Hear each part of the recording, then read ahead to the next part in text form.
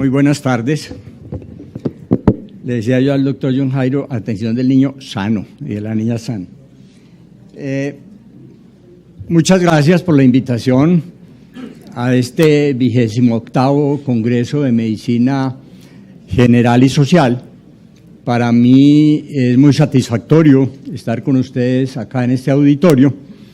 y aceptar la amable invitación de Germán y de nuestro profesor Guillermo Henao y de su comité académico. Este tema es un tema que de pronto en un Congreso de Medicina General y Social es un tema que generalmente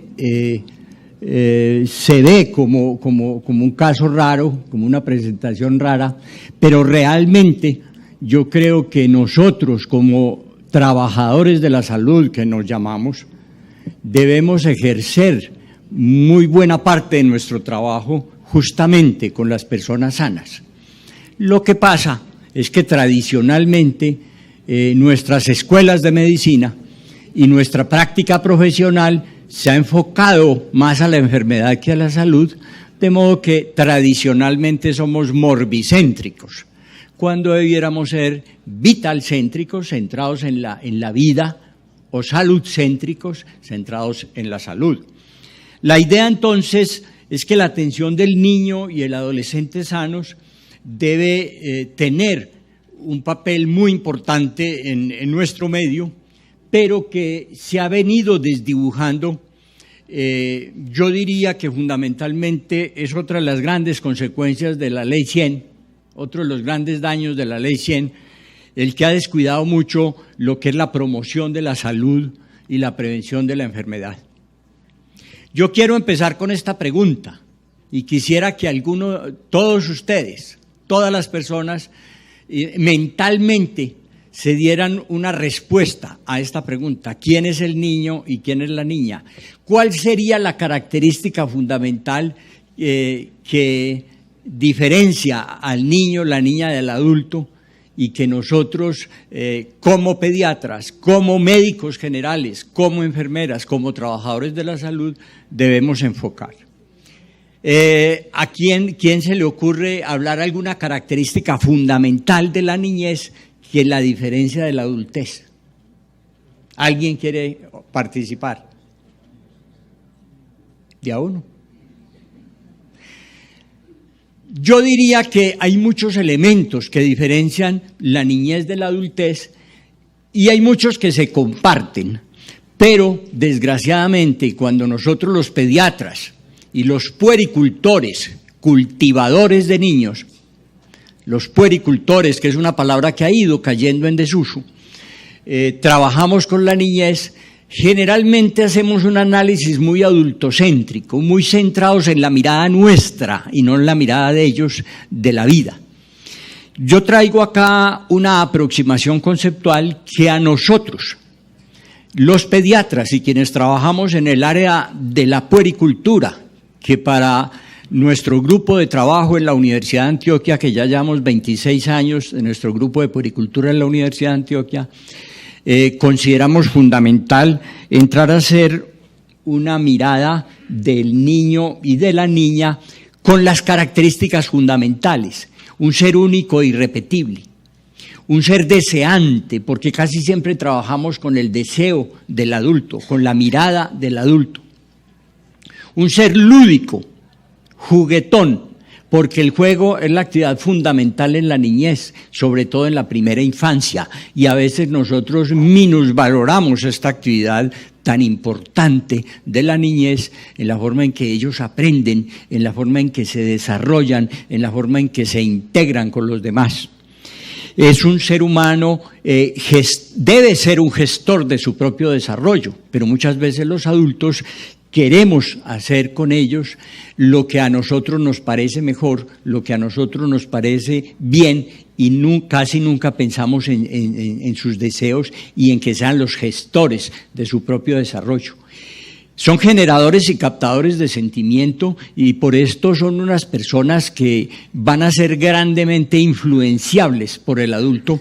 y que el adulto muchas veces va a tener una aceptación o un rechazo de acuerdo a las características de ese niño o niña. Con derechos y con responsabilidades. Nosotros en la niñez no hablamos tanto de derechos y deberes, hablamos más de responsabilidades de acuerdo al nivel de desarrollo que se tenga. Y en rápido proceso de crecimiento y desarrollo, yo diría que es la diferencia fundamental.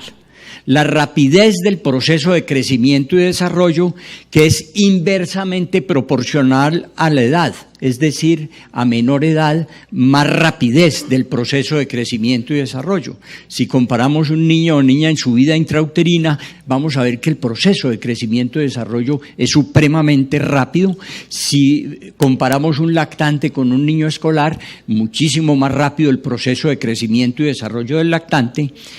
Y ese proceso de crecimiento y desarrollo va a ser facilitado o va a ser obstaculizado según la herencia biológica, la herencia cultural, la herencia económica, por supuesto, su mundo interno, su personalidad, su carácter y el medio ambiente que lo rodea, especialmente el medio familiar. Porque recordemos que en los primeros 6 años de la vida se estructura la personalidad del niño o de la niña y por eso hoy en día se ha analizado que la inversión más importante que puede haber en el mundo es la inversión en el ser humano y especialmente en los primeros 6 años de la vida. Y esto está corroborado por múltiples estudios, por múltiples trabajos en los que se entra a sustentar eso. Por eso, hoy en día están de moda, pudiéramos decir, los programas de acompañamiento a la familia, de acompañamiento institucional, para fomentar el proceso de crecimiento y desarrollo, el proceso de salud, el proceso de desarrollo del niño y la niña. Yo quisiera recordar lo que nos enseñó Henry Seegers alrededor de 1945, 1946, un sociólogo, historiador médico y médico también, que planteaba las 4 tareas básicas de la medicina, que a veces se nos olvida de dónde fue que salieron estas 4 tareas fundamentales que nosotros como médicos ejercemos. La promoción de la salud, la prevención de la enfermedad, el restablecimiento de los enfermos y la rehabilitación de las secuelas de enfermedades a nivel individual o a nivel colectivo. Fíjense ustedes que las tres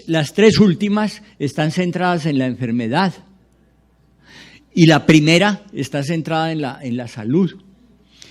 Pero si nos ponemos a analizar cuántos de nosotros nos dedicamos realmente a trabajar la salud, en el tiempo que ejercemos la medicina, generalmente vemos que la mayoría de las veces estamos en el restablecimiento de los enfermos y relativamente poco en las otras, algo de prevención, algo de rehabilitación, pero muy poco de promoción de la salud. Y todos los médicos debemos ser unos promotores de la salud y como nos los enseñaba el gran maestro, el doctor Ernesto Plata Rueda, que decía, el médico fundamentalmente es un educador. Y es un educador no solo en el consultorio, sino también en la comunidad, en las instituciones educativas, etcétera. Quienes trabajamos en el área de la promoción de la salud, miramos la promoción de la salud fundamentalmente como un acercamiento al bienestar, fundamentalmente como una promoción del buen vivir, como una promoción del pleno ejercicio del proceso vital humano. En ese orden de ideas, entonces, en la promoción de la salud no corresponde exclusivamente al área de la salud, sino que corresponde a todas las áreas del desarrollo humano, a las diferentes profesiones que podemos ver en el campo del bienestar del ser humano y, por supuesto, quienes la debemos liderar somos los llamados trabajadores de la salud, estimulando los factores protectores, es decir, mirando la estructura causal o, como se habla ahora, los factores determinantes y contribuyentes para dar un resultado que se llama bienestar, que se llama el buen vivir o que se llama el pleno ejercicio del proceso vital humano. La idea entonces es que nosotros miremos y acercarnos nuevamente a esta mirada del proceso vital humano en la que partimos de la vida y de la salud y progresivamente en ese ir y venir de nuestro proceso vital humano podemos llegar a la enfermedad y la muerte. Entonces, como lo mencionaba esta mañana los decanos de las facultades de medicina y concretamente el doctor Luis Javier, el decano de la Universidad San Martín, que insistía mucho en que ellos se basaban en el currículo en seguir el proceso vital humano. Pero el proceso vital humano, mirado en esa visión dinámica, en esa mirada, en ese claroscuro que es el proceso salud-enfermedad. En ese orden de ideas, qué bueno que cada uno de nosotros siempre tuviera presente el que el ser humano, dentro de su proceso vital, siempre tuviera la tendencia hacia la salud y la vida. Pero con mucha frecuencia nosotros en nuestro ejercicio profesional estamos dedicados específicamente a detectar, a diagnosticar enfermedades y relativamente poco a prevenirlas y todavía menos a promocionar la salud, es decir, promocionar ese bienestar, esa calidad de vida y ese pleno ejercicio del proceso vital. Entonces quería recordar con esta diapositiva esta mirada que no la podemos perder de vista. Cada que nosotros estamos ejerciendo nuestra profesión con cualquier persona, con cualquier paciente o con comunidades, esta mirada dinámica del proceso salud-enfermedad inmerso dentro del proceso vital humano. Y quiero ya entrar a referirme específicamente en uno de los problemas clave, de los programas claves de nosotros en el ejercicio de nuestra profesión, los programas de crecimiento y desarrollo. Indudablemente que hay otros programas que tienen mucho que ver con la promoción de la salud, por ejemplo, el acompañamiento a las familias gestantes, que entre otras cosas el denominarlo así, acompañamiento a las familias gestantes, es bien difícil que consulta de embarazo. La palabra embarazo lleva la connotación más cercana a enfermedad, la palabra gestación lleva una connotación más cercana a la salud y la vida, a pesar de que el diccionario nos las muestra como sinónimos. De modo que depende cómo miremos y nuestra posición que tengamos ante el ejercicio de nuestra profesión, vamos a impulsar mucho más esa visión positiva de nuestro trabajo y de nuestra intervención, pudiéramos decir, con las personas y las comunidades con las cuales trabajamos. Volviendo entonces al programa de crecimiento y desarrollo, que es uno de los programas que lleva muchísimo tiempo en nuestras instituciones, yo quiero hacer el comentario que es un programa fundamentalmente de promoción de la salud, aunque se ha ido desdibujando, y como les decía ahora es uno de los problemas serios que hemos tenido después de la Ley 100 y después de la mercantilización dolorosa de la medicina, del ejercicio de nuestra profesión, donde ya no interesa tanto la salud y el bienestar de la población, sino más la adquisición de dinero, esa posición puramente económica. Seguramente algunos de ustedes recuerdan nuestro programa de salud integral para la infancia que planteamos en la al final de la década del 90 y que ese programa lo denominamos el programa CIPI. Por fortuna, en muchas de las instituciones todavía funciona. No sé, entre las personas que hay acá, en qué instituciones de salud tienen montado el programa CIPI, Salud Integral para la Infancia. Podrían levantar la mano las personas en donde está implantado el programa CIPI. No. El programa de salud integral para la infancia, hace poco hicimos un estudio y encontramos que todavía el 30% de los programas de crecimiento y desarrollo son la modalidad CIPI o de atención grupal, que de pronto se conoce más por ese nombre, el programa de crecimiento y desarrollo por atención grupal,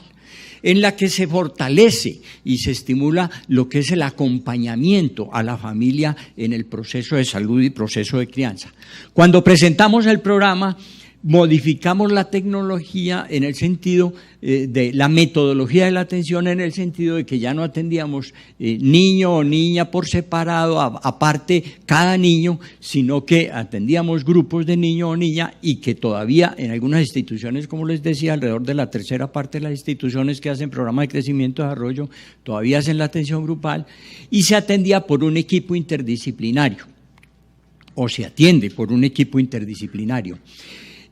Fundamentalmente se basaba en una educación y una evaluación, la escala abreviada de desarrollo, que todavía sigue vigente, que se está trabajando también a nivel individual y a nivel grupal. El diálogo de saberes, es decir, el saber del equipo interdisciplinario con el saber popular, con el saber producto de la experiencia, producto de la práctica, y en ese diálogo de saberes llegar como a un acuerdo, a una concertación con relación a la orientación del niño y de la niña. La promoción de la salud, la prevención de la enfermedad y detección de alteraciones. Esos eran los elementos fundamentales que se planteaban, como les decía, al final de la década del 90, y que logramos hacer una capacitación en casi todo Antioquia, en casi todos los municipios de Antioquia. En esa época capacitamos, de los 125 municipios, capacitamos 92 municipios en el programa de crecimiento y desarrollo, y empezamos a hacer una difusión a nivel nacional. Cuando se lanzó la escala abreviada de desarrollo, nosotros presentamos el programa de crecimiento y desarrollo por atención grupal. Pero seguramente ustedes sí han oído hablar mucho de esta resolución. La resolución 0412 del 2000. La resolución 0412 del 2000 cambió el nombre de los programas de crecimiento y desarrollo por detección temprana de alteraciones del crecimiento y del desarrollo en el menor de 10 años. Es decir, la mirada de la promoción de la salud, la mirada de la prevención de las enfermedades quedó completamente desdibujada, y con mayor razón la mirada de acompañamiento a la familia gestante. Entonces, de esos 4 elementos que planteaba el programa de salud integral para la infancia, el programa CIPI, solo se conservó uno, que fue el de detección de alteraciones del desarrollo. Y para eso se utilizó pues la bibliografía nuestra de Antioquia, que seguramente ustedes todos conocen, nuestro libro El Niño Sano, que ya estamos en la 4ª edición, justamente, que publicamos este año, y que presentamos desde esa época, desde la primera edición, el programa de salud integral para la infancia. Realizamos varios estudios a ver hasta dónde la Ley 100 había favorecido o desfavorecido esa mirada del proceso de crecimiento y desarrollo de los niños, y encontramos que cada vez se iba reduciendo más el porcentaje de crecimiento y desarrollo por atención grupal, y se iba reduciendo a lo que la exigencia de la 412, es decir, que fuera el médico quien hiciera la historia clínica inicial y que fuera la enfermera la que seguía haciendo las consultas individuales. Entonces se fue mermando ese porcentaje tan alto que ya teníamos en el país de los programas de crecimiento y desarrollo por atención grupal, y cada vez, por cuestiones meramente económicas, se redujo el grupo interdisciplinario a un médico general solo, o a una auxiliar de enfermería o enfermera profesional en algunos casos. Es decir, retrocedimos muchísimo en el avance que teníamos de una atención grupal por equipo interdisciplinario a una atención individual por un solo profesional de la salud. Y se bajó mucho lo que fue la parte educativa basada en el diálogo de saberes, y nos quedamos simple y llanamente con las charlas educativas, con temas ya definidos previamente por el trabajador de la salud, y que probablemente no eran de interés para las personas que llevaban el niño a consulta, porque la gente que lleva el niño a consulta de crecimiento y desarrollo están interesadas en que resuelvan unos problemas concretos que el niño tiene en ese momento: el control de los esfínteres, que tiene problema del sueño, que tiene dificultades en la alimentación, aclarar algunas cuestiones de la lactancia natural, etcétera, etcétera. Hicimos por ahí unas 8 o 9 investigaciones indagando sobre la influencia de la Ley 100, favorable o desfavorable, a estos programas de crecimiento y desarrollo, todas de ellas desfavorables, y que posteriormente la Facultad Nacional de Salud Pública, con un equipo de investigación liderado por el doctor Fernando Peñaranda, continuaron con las investigaciones y llegaron a resultados similares. Esto ha llevado a que se publiquen varios libros, que se saquen estas investigaciones, y ha llevado a que se fomente nuevamente, producto de los estudios que se han hecho, y se apoyen las políticas nacionales, departamentales y municipales en torno a la primera infancia. Les decía inicialmente que la rentabilidad mayor desde el punto de vista social y desde el punto de vista ecológico, económico, es invertir en las personas, y el invertir en las personas en la primera infancia es lo más rentable,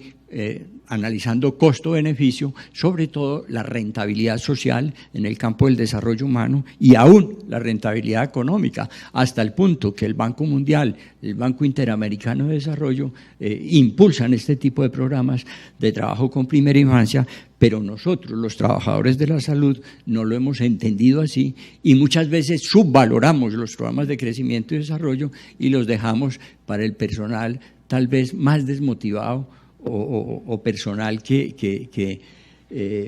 no puede estar en otros servicios de cuidados intensivos o de urgencias, etcétera, sino que se desplaza para esto. Por fortuna, todavía hay muchas personas, todavía hay muchos médicos motivados por la promoción de la salud que continúan con los programas y, como les decía yo, se siguen impulsando no solo a nivel departamental, sino también nacional, muchas de las personas que se capacitaron en esa época. Pero ahora,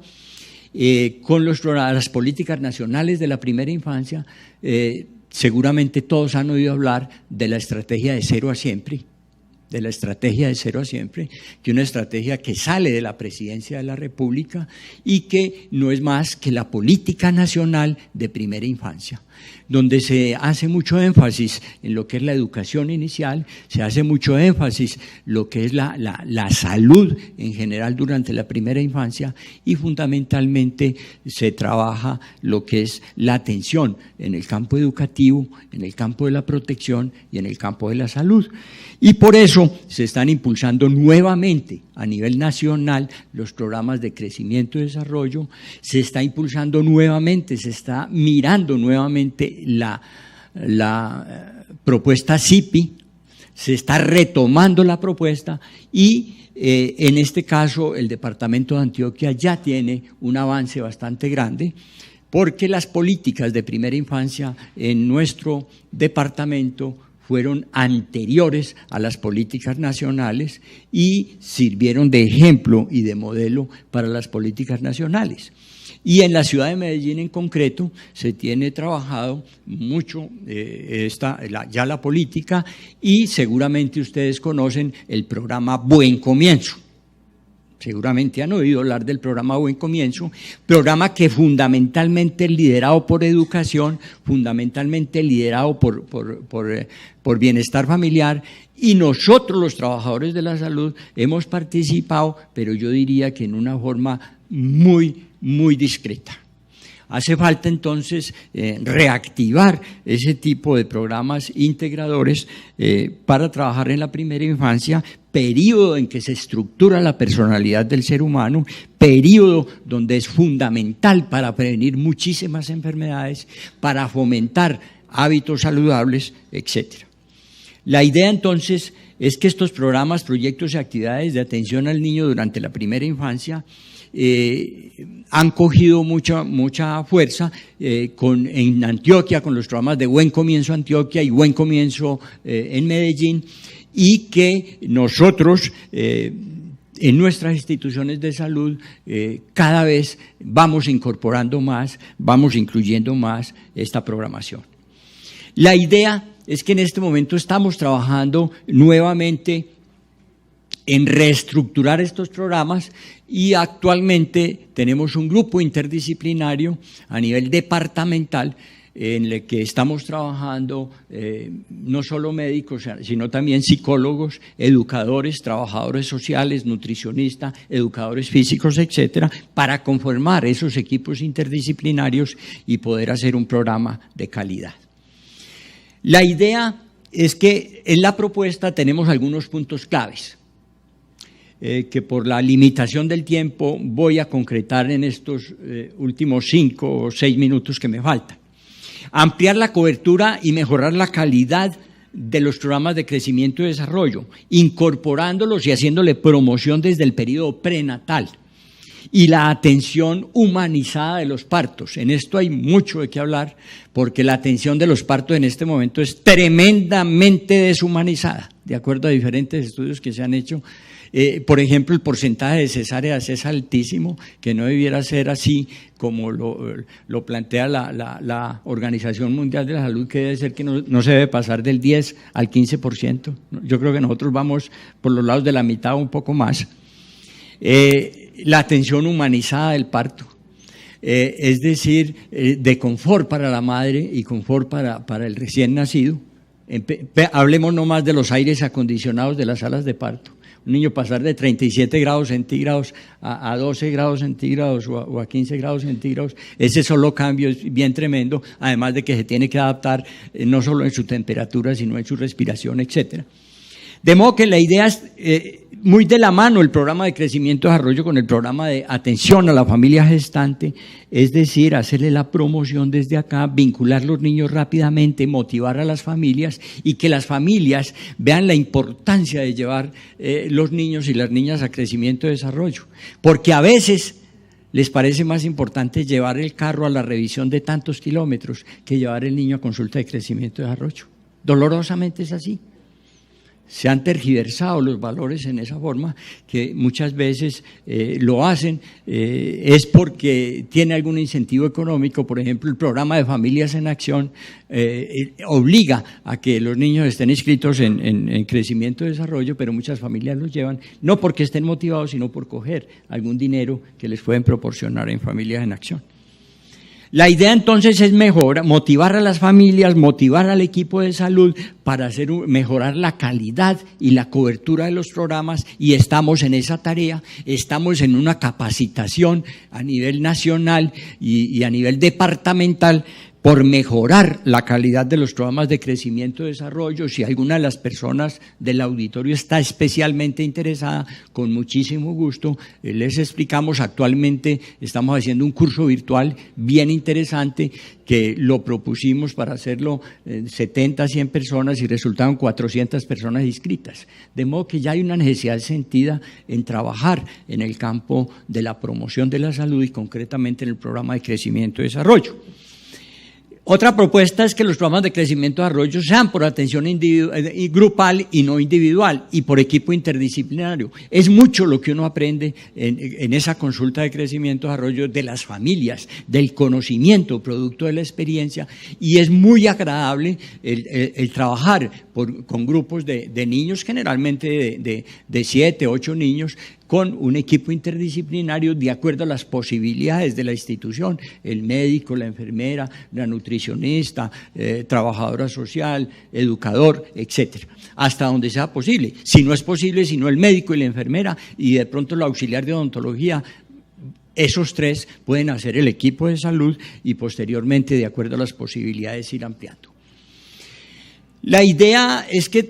se tiene la escala abreviada de desarrollo. Después de varios estudios que se hicieron, se comprobó que la escala abreviada de desarrollo es un método fácil de hacer un diagnóstico rápido, un método fácil de estimulación, y en este momento es una escala colombiana probada que vale la pena continuarla. La comparamos con otros estudios de diferentes países y llegamos que para un diagnóstico rápido y fácil lo podemos hacer fácilmente con la escala abreviada de desarrollo. Otra propuesta es la importancia del examen clínico general y el carrusel de examen por los otros profesionales. Un buen examen físico, recordar nuevamente la semiología en un buen examen físico es fundamental. En estos días, cuando hablábamos con un grupo de médicos sobre la importancia de la semiología, se quedaban aterrados porque generalmente los médicos ya no nos quedamos sino con el estetoscopio para hacer la auscultación de tórax, de corazón, de pulmones y la palpación de abdomen, pero lo que es inspección, palpación, percusión y auscultación, como nos enseñaron en nuestras facultades de medicina, pocas veces las tenemos en cuenta las 4 y pocas veces tenemos el diagnóstico en una anamnesis bien hecha que se hace en un 70% de los casos y un buen examen físico que completa un 85% de los diagnósticos. Ya estamos pegados de los exámenes paraclínicos y nos olvidamos de la parte semiológica. Quiero insistir también en ese punto que me parece fundamental. La otra cosa es el diálogo de saberes, es decir, el dialogar con las familias, el conversar con las familias sobre qué es lo mejor para ese niño, para esas niñas en particular, conversando sobre los temas de la cotidianidad, sobre el acompañamiento en la crianza por parte del equipo de salud. 2, 3 miembros del equipo de salud o 4 o 5, de acuerdo a las posibilidades, vamos a conversar con las familias y vamos a discutir. Y la otra cosa son los encuentros educativos posteriores, la educación para la salud, que en el caso nuestro lo hemos hecho en los últimos 5 o 6 años, en el Parque de la Vida, que seguramente ustedes conocen, las llamadas tertulias en crianza humanizada, que hemos tenido una respuesta excelente de la comunidad, en donde se trabajan temas relacionados con la crianza y que llegan a complementar los programas de crecimiento y desarrollo. En resumen, y ya para terminar entonces, quiero insistir que debemos mirar nuevamente los programas de crecimiento y desarrollo, reformular los programas de crecimiento y desarrollo, recuperar los 4 puntos fundamentales que debemos tener en los programas de crecimiento y desarrollo, es decir, promover la salud, prevenir las enfermedades, detectar las alteraciones y hacer una educación en salud sobre crianza mediante el diálogo de saberes. No quedarnos con la tercera nomás, sino trabajar las 4 tareas básicas de la promoción de la salud. Muchísimas gracias. Espero que les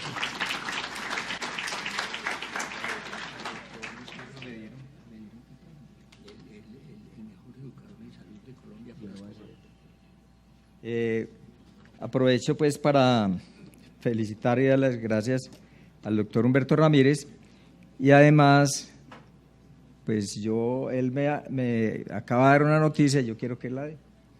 Un reconocimiento al doctor Luis Carlos Ochoa. Yo no sé si ustedes escucharon la conferencia del doctor Luis Carlos Ochoa el día de ayer sobre atención primaria en salud y sobre AIEPI,